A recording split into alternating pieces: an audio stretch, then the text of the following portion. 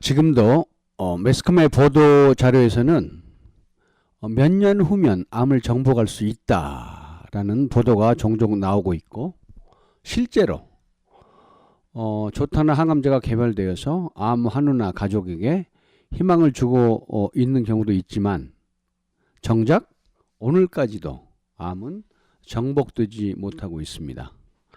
저를 소개합니다. 저는 스티브 김이라고 합니다. 제가 이 자리에 선 것은 암 환우나 그의 가족들이 겪어야 하는 혼돈과 또 어떤 길로 가야 하는가의 심적 갈등을 최소화하기 위해서 제가 가지고 있는 조그만 지식과 지혜의 경험을 여러분과 나누고자 해서입니다. 왜냐하면 저도 경험을 했듯이 가족 중 한 명이라도 암 선고를 받으면 어떤 절차를 밟고 또 어떻게 치료를 해야 되는지, 즉 병원을 통해 수술하고 항암하고 방사선을 할 것인지, 한방치료를 할 것인지, 아니면 대처법을 선택해야 하는지, 과연 어떤 길이 생명의 길이고 어떤 길이 사망의 길인지 명확하게 알 수가 없기 때문에 이걸 결정하는 것도, 또 결정을 하고 나서도 불안하고 마음이 편하지 않는 게 사실입니다. 그러한 과정을 통해서 결과적으로 또 재산을 잃고 생명을 잃는 경우를 너무나 많이 보아왔기 때문에 어떻게 치료를 해야 하는 것이 좋은가를 매우 심각하게 고려해 봐야 합니다. 저는 많은 공부와 연구를 통해서 감사하게도 암을 다스리는 방법을 알았고, 또 많은 임상 사례를 가지고 있습니다. 결론적으로 암을 정확하게 정의하고 암의 원인과 암이 인체에 들어오는 길을 정확하게 안다면 암을 다스리는 방법은 의외로 간단할 수 있습니다. 너무 어렵지 않습니다. 이게.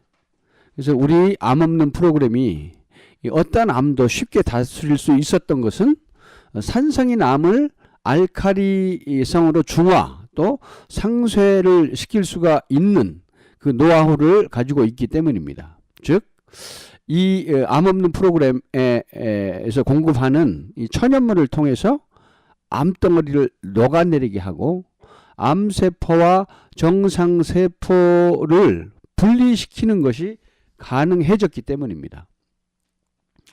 물론 사람의 상태와 또 암의 경중, 그러니까 스테이지 1이냐 2냐 아니면 스테이지 4, 예를 들어서 뭐 4기나 말기냐에 따라 물론 다릅니다만은 대부분 인체 내의 암덩어리가 녹아서 코와 입과 또 대소변을 통해서 검붉은 핏덩어리로 나오게 됩니다. 여기서 몇 가지만 제가 치료 사례를 말씀을 드리면은 73세 할머니의 그 담도암인데요. 처음에는 그 황달 증세가 너무 심해서 수술을 할 수 없을 정도여서 PTBD라는, 그러니까 경피경간 담도 배액술이라고 하지요, 병원에서는.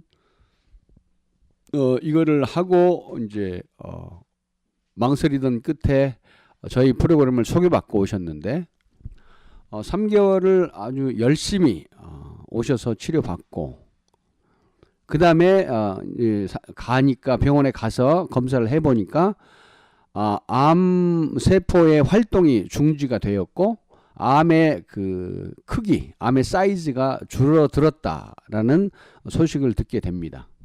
그리고 담당 의사께서 말씀하시는 것이 우스갯소리로 이거 내가 오진을 했나? 그렇게 고개를 갸우뚱하시면서 혼잣말을 하셨다는 그 가족들의 전원이 있었습니다. 그리고 이 할머니 같은 경우에는 이제 앞으로 3개월 정도를 더 치료하면은 거의 아마 정상적인 삶을 사는데 문제가 없을 걸로 판단을 하고 있습니다. 물론 앞으로 1년 정도는 음식을 철저하게 음식요법을 해야 되고 또 운동을 겸해서 치료를 해야 될 것입니다. 또 두 번째의 경우에는 위암에서 이렇게 이제 다른 장기로 전이가 돼서 이렇게 이제 남자분이신데 병원에서는 이제 더 이상 뭐 해줄 게 없다 해서 이분은 이제 사실 유서를 써놓고 이제 산으로 들어가려고 이렇게 하다가 우연히 또 친구의 소개로 저희 프로그램을 시작하게 됐습니다. 처음에 오실 때는 뭐 통증이 심해서 잘 걷지도 못할 정도고, 물론 식사도 못한 상태였죠. 식사도 못할 정도로 그렇게 상당히 위중한 상태였었는데, 뭐 오시면서 이제 식사도 시작하시고, 현재 6개월째인데 지금은 뭐 자기가 암 환자라고 말하지 않으면은 다른 사람이 암 환자인지 못 알아볼 정도로, 그 다음에 지금은 뭐 움직이도 못한 사람이 2시간을 운동을 해도 전혀 문제가 없을 정도의 몸이 만들어져 있습니다. 그래서 이분 같은 경우에는 되게 그 검붉은 그 핏덩어리가 많이 이제 암덩어리가 녹아서 막 그 소변을 통해서 또 가래를 통해서 지금 나오고 있는데, 실제로 이제 이분은 거의 뭐 이제 식이요법만 잘 하면은 정상적인 삶을 사는데 전혀 문제가 없는 걸로 지금 판단이 되고 있고, 또 한 분은 전립선 사기, 그러니까 또 전립선 암에서 또 다른 데 전이가 된 거죠, 사기는. 근데 이분은 뭐 한 3개월 안에 완치가 되어서 이제 또 자기 사업을 열심히 하고 계시고, 또 어떤 분은 직장암 말기죠. 폐까지 전이 돼서, 그래서 세브란스에서는 이제 뭐 생명 연장 정도로 항암을 하겠다고 해서 이제 모두 끊고 또 저희 프로그램을 시작했습니다. 그래서 움직이기도 힘든 그런 분이 2달 치료 만에 이제 상당히 많이 호전되어서 정상적인 삶을 살고 있습니다. 그 외에도 뭐 말씀드리기 힘들 정도의 그런 치유 사례들이 많이 있습니다. 시간 관계상 그거는 제가 더 이상 여기서는 말씀드릴 수가 없고요. 저의 상황에 대해서 잠시 말씀을 드리면, 저는 사실 부모님과 또 외할머니, 외할아버지, 외삼촌, 또 장모님 등 저희 친인척들, 가족과 친인척들을 암으로 많이 잃었어요. 대부분이 그때는 제가 이 대체요법이 뭔지도 몰랐고 암에 대해서 전혀 정보가 없는 상태였었기 때문에 뭐 그런 정보가 없는 상태에서는 무조건 병원을 가죠. 그래서 병원에 가셔서 수술하고 항암하고 또 방사선, 경우에 따라서는 방사선 치료도 하고, 그리고 이제 이제 치료가 잘 됐다 해서 퇴원하시고 이제 몇 개월에서 몇 년 정도 또 생활을 하시는데 재발되어 버리거나 아니 전이 되어서 또 다시 입원하고, 그런 걸 반복하다가 결국에는 생명을 잃어버리는 경우를 제가 많이 봤어요. 특히 저희 어머니 같은 경우에는 거의 뭐 처음에 암 발견되고 가서 이제 수술하고 항암했는데 뭐 2년 후에 바로 또 재발이 되어서 이제 전이까지 되어서 결국에는 병원에서 그냥 퇴원하지 못하고 거기서 돌아가셨거든요. 그럼 이 병원에서도 수술하고 항암 방사선 하면은 사실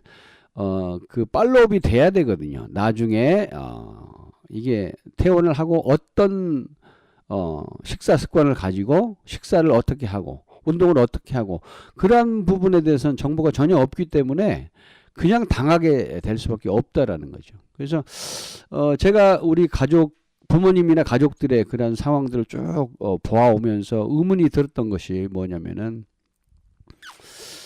왜 이 천문학적인 돈을 들여서 항암제를 개발하고 또 만들어내고, 병원 가면은 또 너무 최첨단의 뭐 장비, 시설이 있잖아요. 그리고 또 유능한, 공부도 많이 한 의사들, 간호사들이 포진하고 있음에도 불구하고 왜 암이 치료되지 못할까? 분명히 암은 다스릴 방법이 있을 텐데, 그래서 암을 대하는 현대의학의 그 무기력함을 보았다고나 할까요? 그래서 왜 암은 치료되지 못할까 고민하게 되었고, 그런 이유로 인해서 제가 직접 이제 암을 공부하기 시작했습니다. 그래서 지난 10년간 저는 그 세계 유수 대학의 암 전문의와 과학자들이 써놓은 그 논문과 또 기고한 것들 있잖아요. 연구 성과에 대해서.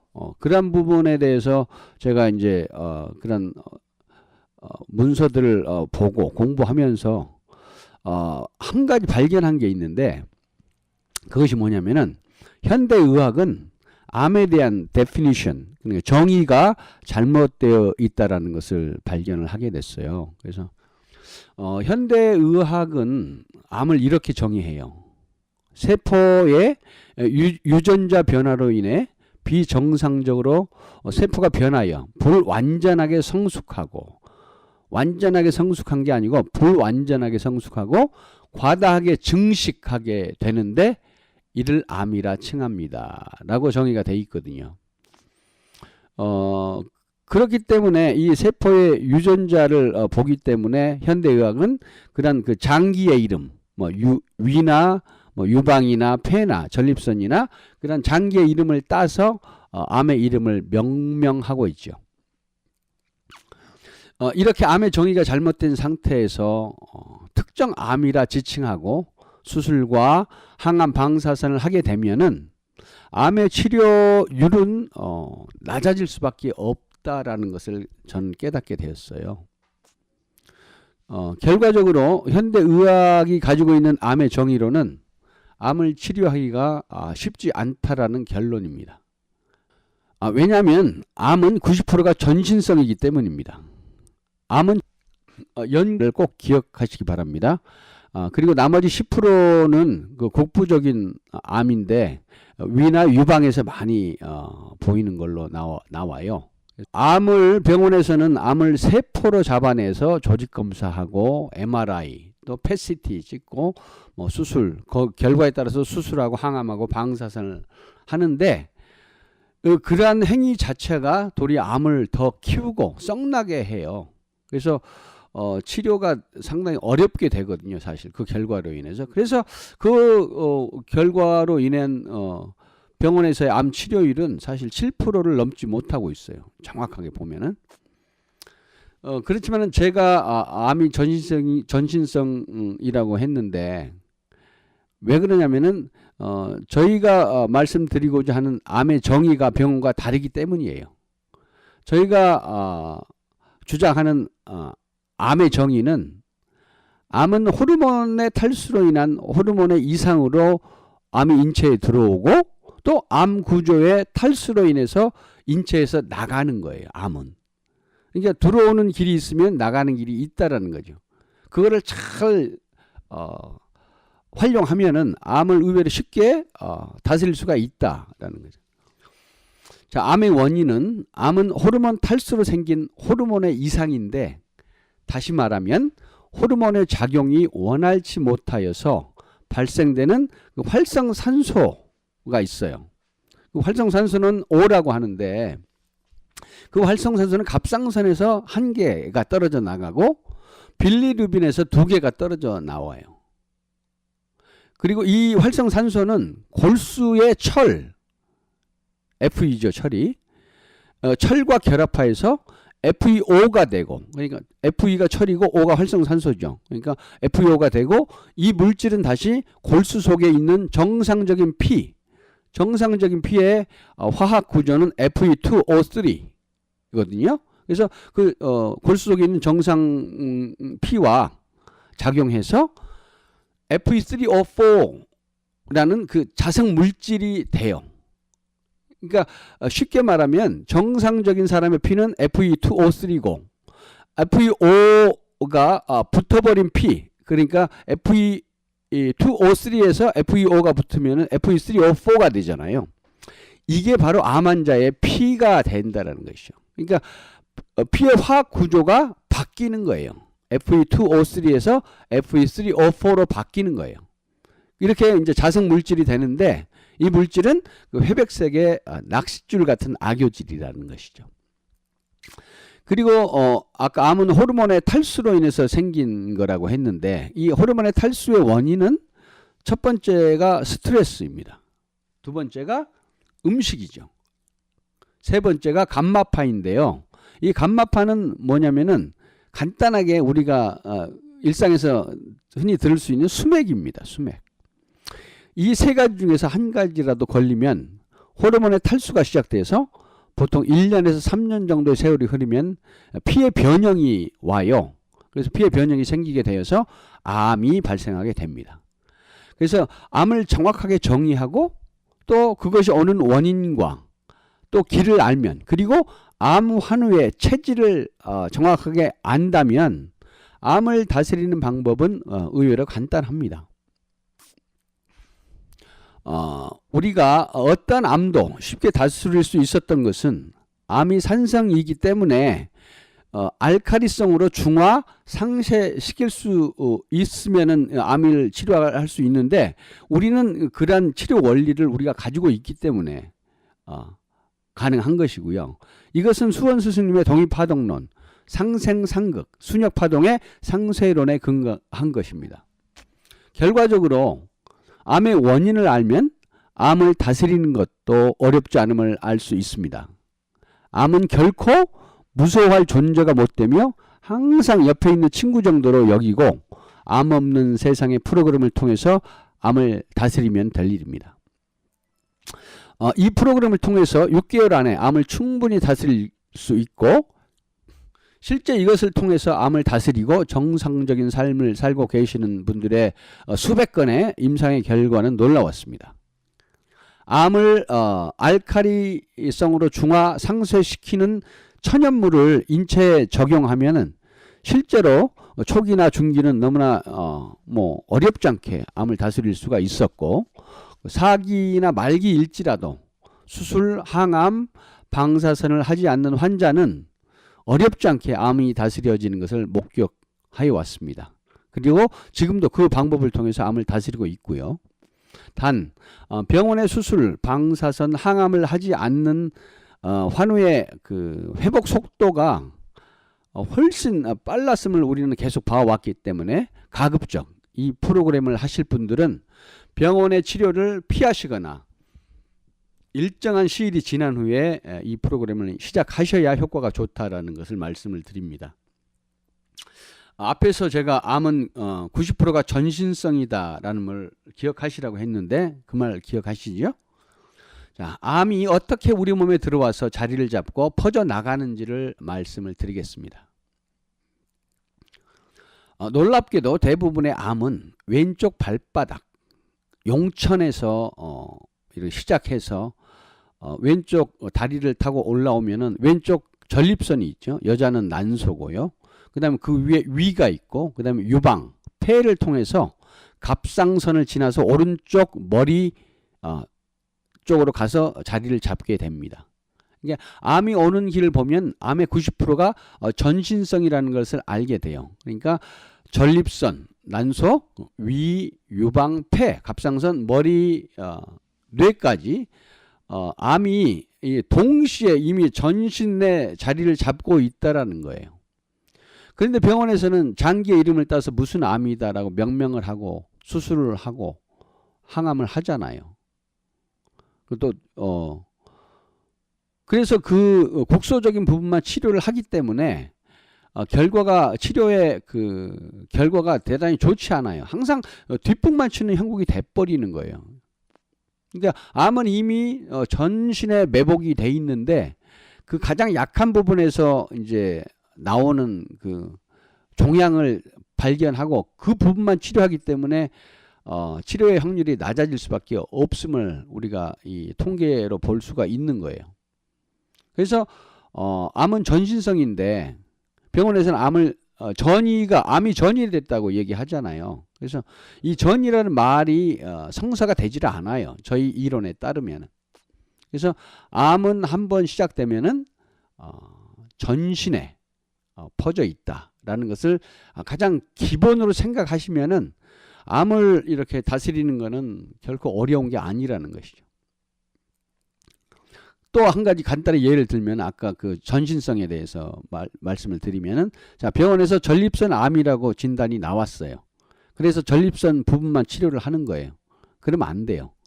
전립선과 위, 폐, 갑상선, 오른쪽 뇌에 이미 암은 퍼져 있다라는 거를 알고, 이 전제해서도 안 돼요. 이미 그렇게 돼 있다라는 걸 알아야 되는 거예요.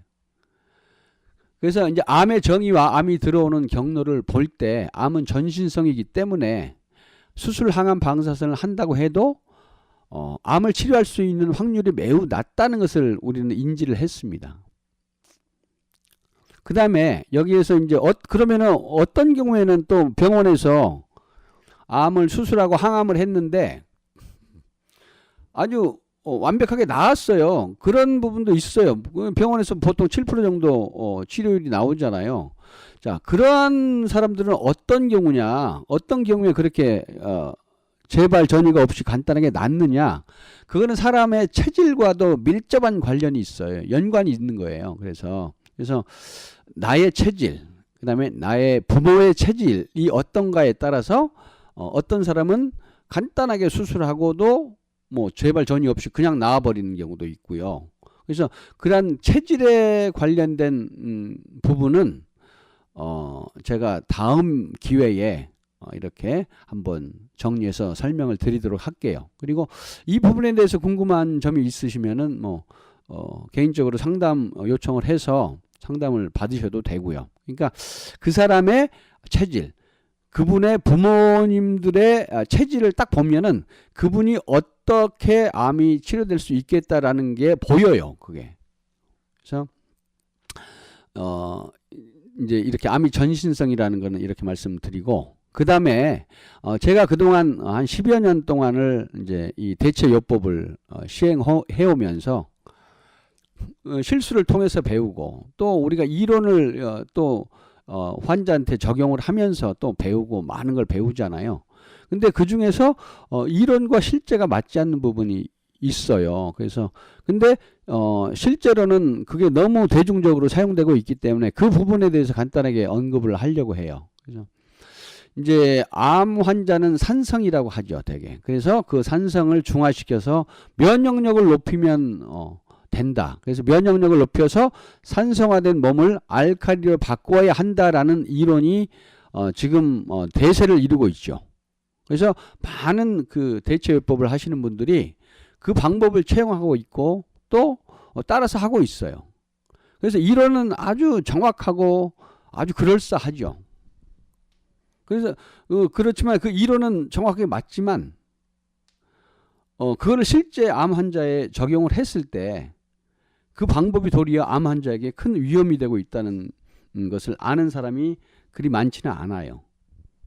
자, 아무리 좋은 약제를 복용해도 면역을 높여서 산성이 몸을 알칼리로 바꾸는 것은 정말 어렵습니다. 실제로. 이론처럼 몸이 그렇게 변하지도 않고, 또 도리어 그 면역을 높이기 위해서 복용하는 그 약제들이 있잖아요. 보통 건강보조식품들인데 이러한 약제들이 암의 성장을 같이 도와요. 그러니까 암 환자가 건강해진 만큼 암 종양도 커진다는 거예요. 그래서 그 암의 성장을 도와서 암 환우의 상태를 단기적으로는 암 환자가 되게 건강하게 느껴져요. 그렇지만은 결과적으로 보면은 암 종양까지 커져서 결과적으로는 더 상태가 악화되게 돼버리는 것을 많이 경험을 했어요. 그래서 우리가 아무리 좋은 약일지라도 그 제약 복용은 진짜 신중에 신중을 기해야 해요. 또 한 가지는 그 암 환우는 일단은 암이 왔다라는 것은 뭐냐면은 그 사람의 소화 기능이나 그 간 기능이나 신장 기능이 거의 바닥 수준이라고 보시면 돼요. 근데 환우 자신은 그걸 몰라요. 나 뭐 소화 잘 되고 대변 잘 보는데 뭐 피곤함도 별로 없는데 라고 자기는 생각을 하죠. 그러나 실질적으로 장기에서는 이미 그 기능이 많이 바닥 수준에 가 있다. 그래서 아무리 좋은 약일지라도 복용하는 것을 조심해야 되고, 또 식사도 무조건 뭐 현미밥이다 뭐 야채다 해서 그런 것만 드시는 게 좋은 게 아니라는 거예요. 그래서 가장 좋은 것은 식사는 뭐냐, 소화가 잘 되는 걸 우선 위주로 해야 된다. 소화가 잘 되는 식사가 가장 좋은 식단 중에 하나다. 그렇지만은 분명히 알아야 될 거가 또 뭐냐면은 동물성을 절대 금해야 되는 거예요. 어떤 분들은 특히 병원에서도 그러죠. 뭐 항암 방사선 할 때는 동물성 단백질을 먹어야 그거를 유지할 수가 있다. 뭐 일견 맞는 말이에요. 그렇지만 그거는 치료를 포기하겠다는 말하고 일맥상통해요. 그래서 조심해야 돼요. 동물성 음식을 섭취하는 것이 결과적으로 나를 죽이는 거다. 왜냐하면은 그 동물성 단백질이 암에게 먹이를 공급하는 꼴이 되기 때문에. 그래서 고기, 생선, 해산물, 심지어 조개, 멸치, 계란, 마요네즈나 뭐 젓갈류 같은 거, 젓갈류가 들어간 김치까지도. 그 다음에 고추장, 고춧가루. 고추는요 대부분이 농약이 많이 들어서 암 환자가 절대로 먹으면 안 되는 거예요. 진짜 고추를 드시려고 하면은 농약을 전혀 안 친 직접 재배한 거는 드셔도 되지만은 시중에서 사는 고추는 대부분 문제가 있고, 제가 이렇게 시중에서 사보니까 순창 태양표 고추장 정도는 먹어도 되는 걸로 이렇게 나옵니다. 이거는 제가 뭐 그 회사 광고를 하는 게 아니고 그 회사 제품이 제가 검사를 해보니까 가장 암 환자들이 먹기에 그나마 안정권에 드는 제품이다라는 걸 말씀드리고, 된장 같은 경우는 대부분이 시중에서 구입하셔도 뭐 그렇게 큰 무리는 없는 걸로 보여요. 그래서 식사는 대단히 중요해요. 그래서 어떠한 종류의 밑반찬을 먹느냐, 그 다음에 뭐 물도 중요하고 소금도 대단히 중요해요. 그래서 나한테 맞는 그 것들을 먹어야 돼요. 그래서 식사도 그렇고 그 다음에 운동도 그렇고 너무 무리하거나 하면 안 되기 때문에 정말 천천히 장기적으로 꾸준하게 하는 그런 식사 습관, 운동 습관이 필요하다. 그 다음에 이제 특히 또 한 가지 더 제가 강조하고 싶은 부분은 부부 관계인데요. 암 환자들이 처음에는 뭐 움직이지 못하고 걷지도 못하지만은 이게 저희 프로그램을 하다 보면은 많이 회복이 되어서 부부 관계가 하고 싶은 또 생각이 들 정도로 몸이 회복이 돼요. 근데 그걸 못 참고 부부 관계를 하시는 분들이 계세요. 그러면은 바로 뚝 떨어집니다. 그래서 생명의 위협까지 올 수 있기 때문에 최소 1년 이상은 이제 부부관계는 철저히 금해야 된다라는 것을 말씀을 드립니다. 제가 이 부분은 몇 번 경험을 했기 때문에 특별히 강조해서 말씀을 드리는 거예요.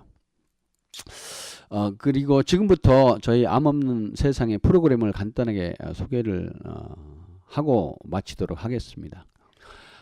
세상에는 수많은 대처요법들이 있고 또 수많은 암에 대한 정보들이 인터넷상에 홍수를 이루고 있어요.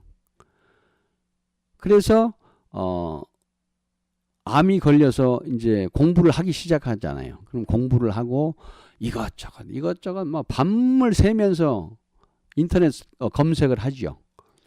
그리고 아주 좋은 말 써지고 막 그러한 것들을 소개해가지고 딱 시작하시는 분들이 되게 많으세요. 그러나 그런 거 진짜 조심하셔야 되고 시작하기 전에는 정말 철저하게 이렇게 조사를 하시고 그 다음에 하면은 완전히 믿고 그걸 가야 되는데 그럼에도 불구하고 항상 마음의 불안감은 떨어지지 않죠. 그래서 이제 뭐 화려한 경력, 그 사람의 화려한 경력, 학력 막 그 좋은 대학 백그라운드 있잖아요. 뭐 닥터다, 뭐 박사다, 뭐 그런 거에 현혹돼서는 안 된다는 거죠. 실사구시죠. 어떤 방법이 나를 고칠 수 있나, 우리 가족을 고칠 수 있나를 잘 봐야 된다는 것이죠. 그리고 너무 비싸게 부르는 것도 뭐 내가 능력이 안 될 수도 있지만은 꼭 좋은 거가 아니다. 너무 싸다고 또 좋은 것도 아니에요. 너무 싼 것들은 제약의 퀄리티가 많이 떨어져요 또. 그래서 그런 부분을 잘 지혜롭게 보시고 판단을 하셔야 됩니다. 그리고 이제 실제로 암을 다스리는 프로그램을 보면은 약의 종류가 많을 필요가 없다라는 것이죠. 그래서 이런 부분을 선택을 하실 때 잘 고려를 하셔야 된다. 그리고 어떻게 생각하면 암이라는 그 고통과 고난을 통해서 우리가 성숙해지잖아요. 그래서 그를 통해서 나를 다시 한번 돌아보게 되는 계기가 될 수가 있고, 나의 부모와 나의 아내와 또 가족들, 주변의 친구들과의 관계를 돌아보고 내가 또 잘못한 부분이 있나? 그 다음에 내가 또 용서하지 않은 사람이 있나? 내가 또 용서를 받아야 될 부분은 없나? 그런 것들을 또 한번 돌아보시고, 그 다음에 내가 뭐 용서를 받아야 될 부분이 있다고 하면은 찾아가서 그거를 실행에 옮기셔야 돼요. 왜냐하면은 이 암이라는 것은 그 육체적인 먹는 것도 있지만 영적인 부분이 되게 또 강해요. 그래서 영적인 부분인데 그거는 정신적인 부분이라고 하죠. 그래서 그러한 것, 그러니까 묶인 것, 인간 관계에서 묶인 것, 또 하나님과에서 묶인 것, 그러한 것들을 풀어야 된다. 그걸 풀므로써 이게 치료가 급격히 시작된다. 하나님의 말씀은 매이지 않습니다라는 말이 있어요. 그 다음에 시편 118편에 보면은 내가 여호와의 이름으로 저들을 끊으리로다. 그 악한 관계, 그렇죠? 그 다음에 암의 악질로부터 끊어버리는 거예요. 그러한 하나님의 축복이 여러분한테 임하길 바랍니다. 그래서 암 없는 프로그램은 그 간단한데요. 제약 부분과 식이요법 부분이 있어요. 그래서 제약은 이제 이 프로그램은 한 3가지에서 5가지 정도의 제약을 공급하게 되고요. 그 다음에 뭐 하루에 1시간 이상 유산소 운동, 그 다음에 뭐 심호흡, 발치기 그런 거, 빨리 걷기. 그다음에 3번째가 식이요법인데, 식이요법은 아까 말씀드린 대로 철저하게 동물성 음식은 금한다. 그 다음에 가공식품도 철저하게 금한다. GMO도 금한다. 그래서 이런 부분은 어떻게 할지 되게 걱정스럽잖아요. 염려하지 마세요. 이 부분도 어떤 것을 드시고 또 어떤 것을 드시면 안 되는지를 일일이 다 코치를 해서 드실 수 있는 것만 드실 수 있도록 합니다. 그리고 이제 암을 치료하다 보니까 또 이제 다른 그 소위 세상에서 말하는 그 불치병, 난치병 그런 것들이 있잖아요. 그런 부분도 대부분이 그 암 물질과 연관이 있는 것들이 의외로 많아요. 그래서 헌팅턴 병이나 다운 증후군, 크론스병, 레이노이드 증후군, 건선, 백반증 같은 경우도 이렇게 충분히 시도해 볼 만한 병증들이니까 이런 부분도 한번 참고해서 알고 계시면 감사하겠습니다. 그리고 좀 더 구체적으로 알고 싶으시면은 전화를 통해서 상담을 요청하시면은 기꺼이 상담에 응해 드리도록 그렇게 하겠습니다. 예, 감사합니다. 네.